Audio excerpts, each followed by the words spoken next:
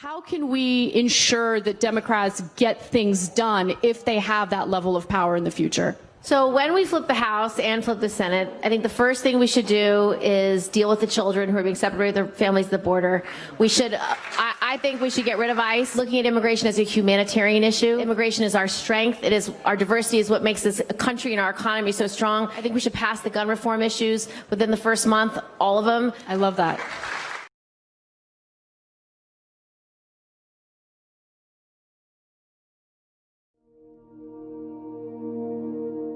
Now, with such a controversial title, I should begin this video with some clarifications. When I say women weaken nations, I'm not saying that women are not essential for a nation's survival or well-being. Of course they are. Women bear the children for the nation's future and survival, and they bring essential balance and nurturing to the life of a people. And neither am I saying that women cannot have brilliant and satisfying careers in whatever field they have talent for. And it is also true that there are some talented female nationalists who are making an important contribution to our cause. But my point is that, regardless of outliers, which always exist, there are key differences between men and women. And any healthy nation must maintain this tricky balance between masculine and feminine to stay strong and healthy. The modern West has lost sight of this, and just look at the results. Here is a clip that perfectly illustrates my concerns about the current role women are playing in the West and how men are enabling them.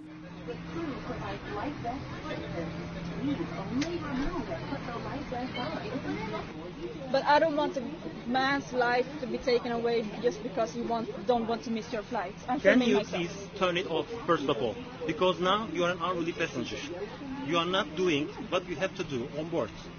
Okay? I'm doing what I can to save a person's life. As long as a person is standing up, and if more people are standing up, then the pilots can't take off.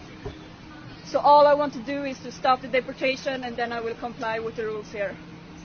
This is all perfectly legal, and I have not committed a crime. I'm trying to stop it.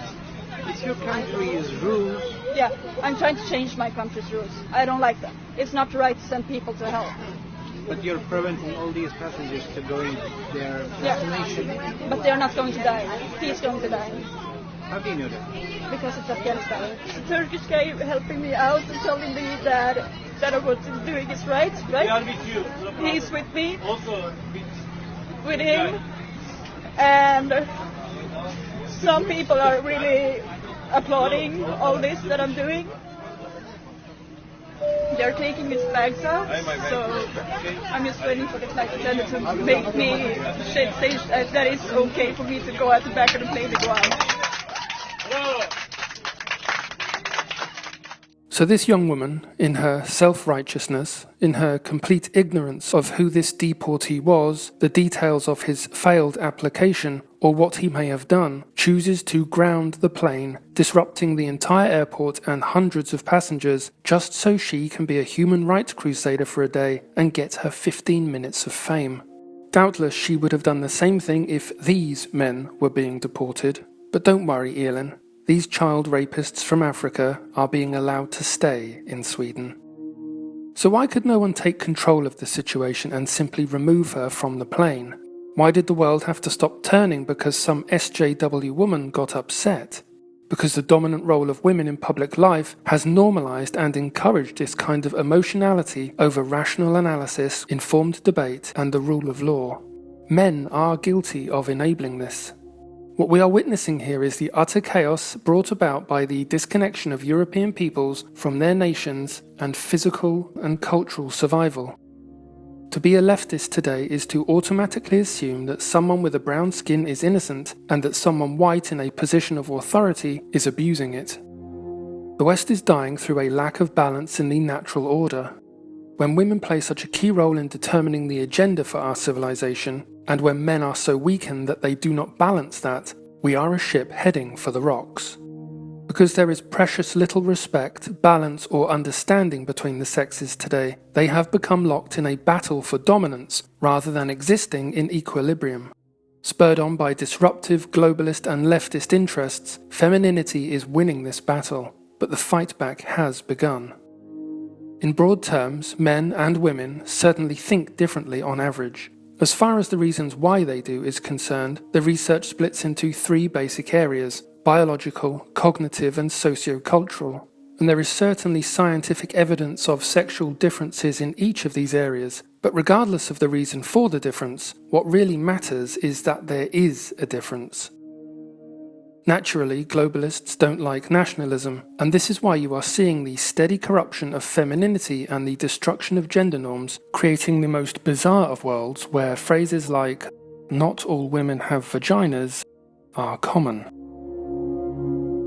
In this documentary, the BBC found one of the last entirely white schools in England to try to indoctrinate some children into believing that there are no differences between boys and girls. It's being marketed under the hashtag "No More Boys and Girls." Just imagine if they had tried to get away with this in a Muslim school. Leftists might be crazy, but they're not suicidal.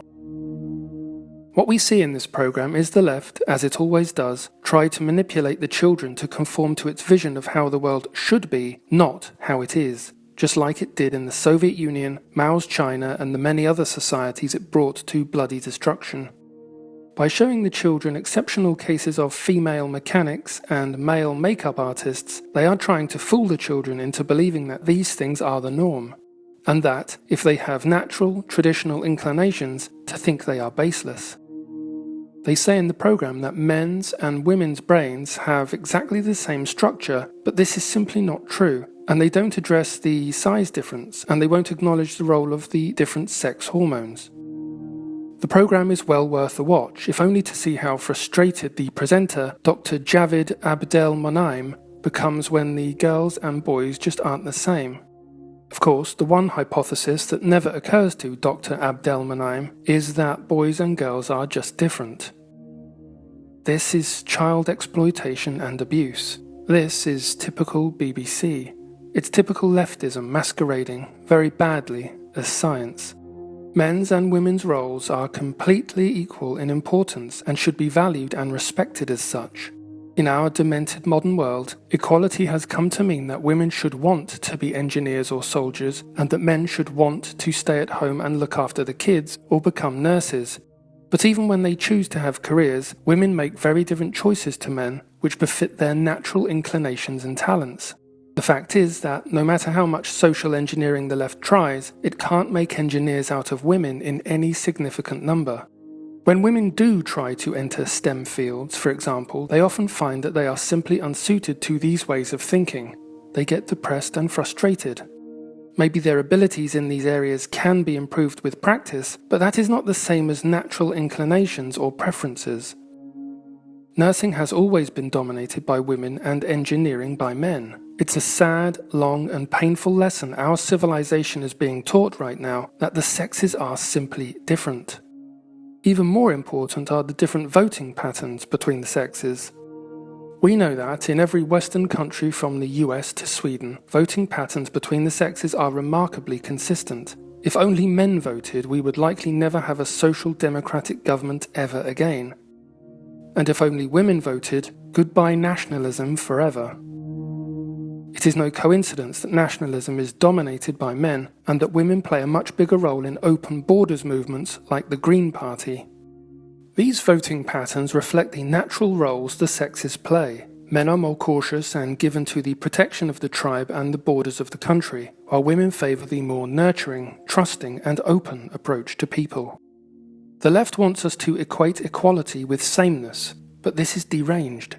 Of course, men and women should have the opportunity to do what they want with their lives. So I'm not talking about compulsion of any kind. I'm talking about ending the creepy, politically correct obsession that there can be no differences between the sexes. I'm talking about reviving the role of the housewife and mother as the most valuable and prestigious thing most women can do with their lives, because it's true. I'm talking about allowing the sexes to be themselves, to abandon the idea that men should be more feminine and that masculinity is toxic. This is, quite literally, a matter of our nation's life or death. When women buy into the lie that they do not need to rush into having children, what they are really buying into is the idea that it's something akin to doing that night class in Japanese or flower arranging, nothing particularly important and something that they can always do next year. There's always some more fun you can have before then, right? And this is perhaps the single biggest cause of Europeans' demographic decline. We have bought into the notion that all that matters is our own gratification, and that commitment is a dirty word. Does any of this mean that women should not be in positions of authority and involved in politics? I don't think so. But I think it necessary for any stable Western state to have laws in place to maintain the inviolability of the nation's borders and the host population's supermajority. When a woman has huge power over a country and a continent, you get Merkel, and it remains my hope that she will stand trial for the chaos she has wrought in Germany and throughout Europe. Women and men in any position of authority, particularly when shaping young minds, should be strictly limited in what they can pass on. Here again we see child abuse to prove a political point that open borders are a good thing. This simply has to be stopped. The thing is, nature abhors a vacuum. Just like our own bodies, if our society gets out of balance, it gets sick. And what you are seeing now is the process of nature filling that vacuum. If so many of our women are no longer capable of fulfilling their primary role in society as mothers and carers, and if our feminized men are no longer capable of asserting themselves and bringing balance, then nature will find other tribes who will. We can see the process has begun. Here is a video showing what these empowered women's future holds if they keep supporting the importation of people who take a rather more primitive view on their standing in society. Be careful what you wish for, ladies. Nature will fill the vacuum, one way or another. Until next time, be well.